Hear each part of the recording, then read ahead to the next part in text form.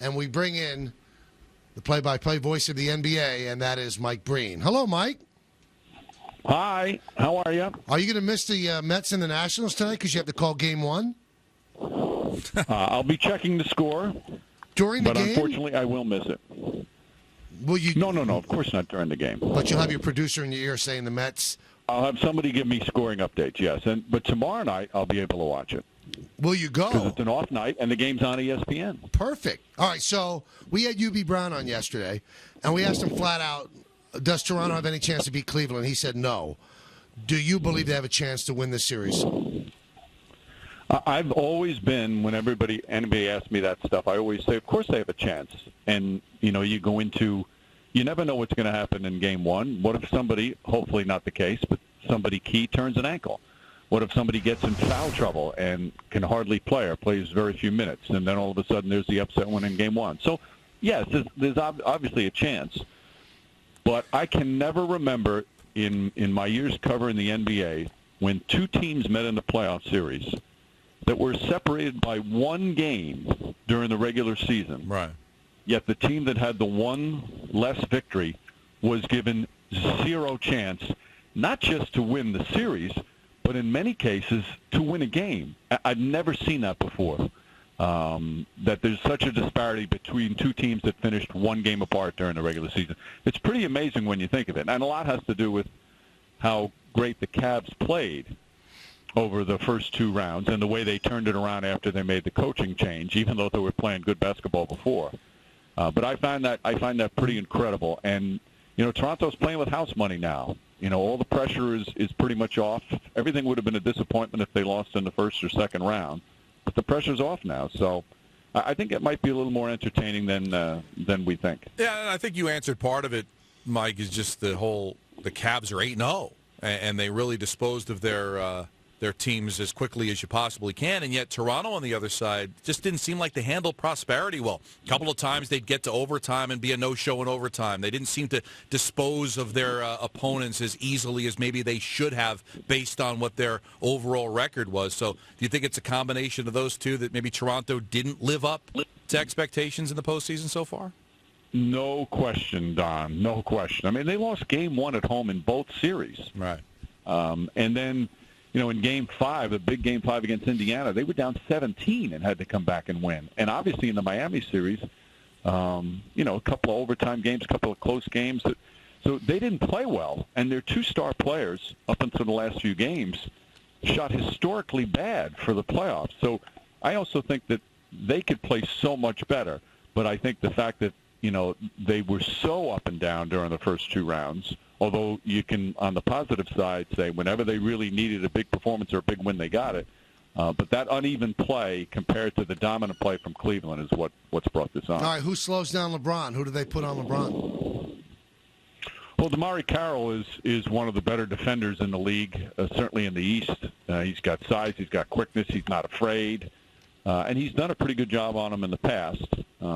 So I think you're going to get a good, solid work from him. But the way LeBron James is playing, he's just attacking the basket and kicking it out, and they're shooting, obviously, at a record from three-point range. And that's the other thing, too. I mean, we've seen it from the Warriors very rarely, but we've seen it. And with Cleveland, if you take so many threes, there are some nights it's not going to go down. So I can't imagine them shooting at this rate for the rest of the playoffs, but I think people said that even after the first round, so we'll have to see on that. All right, 9 days off for the Cavs, 1 for Toronto. So how does that affect the game tonight? Well, it's different. The thing is, it's not just 9 days off for them. They had 8 days off or 7 or 8 days off between rounds 1 and 2. They swept the first round and they were off. So they played like 4 games in 23 days, which is incredible when you think of it. Here you were in the playoffs, and you've played 4 games in over 3 weeks. But I think Dwayne Casey said something this morning. He said at this point in the season, rest gets the advantage over rust. And you might see some rust in the first game. And quite honestly, historically, teams that have had that many days off, they're below 500, say, in the last 15 years or so in games won after having that long a time off. So if there's a chance for Toronto to kind of open people's eyes and steal a win, it might be tonight. Let's switch over to the Western Conference. Mike, were you surprised that San Antonio was I can't say it's easy. Obviously, nothing of that magnitude is easy, but it seemed easier than it would be. Are you surprised that San Antonio lost to Oklahoma City? And then, are you surprised that Golden State lost a home game to Oklahoma City in the first game? Not certainly surprised, yes, in both instances, but not shocked, because Oklahoma City has always had this potential, this capability, especially in just a one-game situation. Like last night, they get it going, and even though they shot poorly for a good portion of it, they get it going. They're just so explosive, and if they play any type of defense, they're a tough team to beat. It's to beat San Antonio 4 times, and to beat them twice in San Antonio. To me, that was more shocking than what happened last night, because it's only one game last night. To beat them 4 times like that, and a team that had one of the great regular seasons in the history of the league, was pretty incredible. And you don't see that in the NBA, right? I mean, 55-win teams don't beat 67-win teams in the second round. And if Oklahoma City can beat Golden State, I mean, that's not ever supposed to happen in the NBA. So how shocking is it? And is it actually good that you can have a team come out of not nowhere, because Oklahoma City's been there, but to be a 55-win team and knock off these monsters like that? Well, it's fun for the fans, not of that particular team that loses, but it's like the NCAA tournament. Everybody loves when the 14th seed wins in the first round. And there have been teams, like for example when Dallas won 67, they lost in the first round. Atlanta last year got swept in the second round after winning 60. So it does happen, and sometimes it has to do with the team they're playing. Maybe was injured, had a star player injured during the season and didn't win as many games.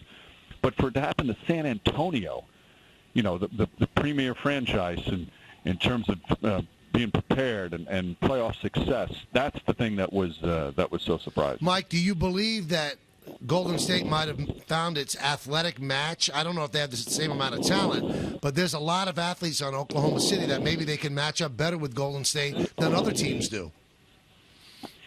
Yeah, but ironically, Mike, it's the big guys. Way that Billy Donovan decided to coach that he didn't want to match up, because they're so good, Golden State, and so deep, and their passing is really, obviously you still have to hit the shots, but their passing is the secret, the way they move the ball. You can't play their style and expect to beat them. Maybe once in a while if you catch them on an off night, but during the playoffs when you're rested and it's every other day, it's almost impossible to beat them at their style.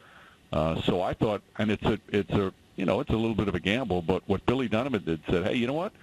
We've got an advantage when we go to our big guys. We're going to go there, and he stuck with it, and obviously it worked.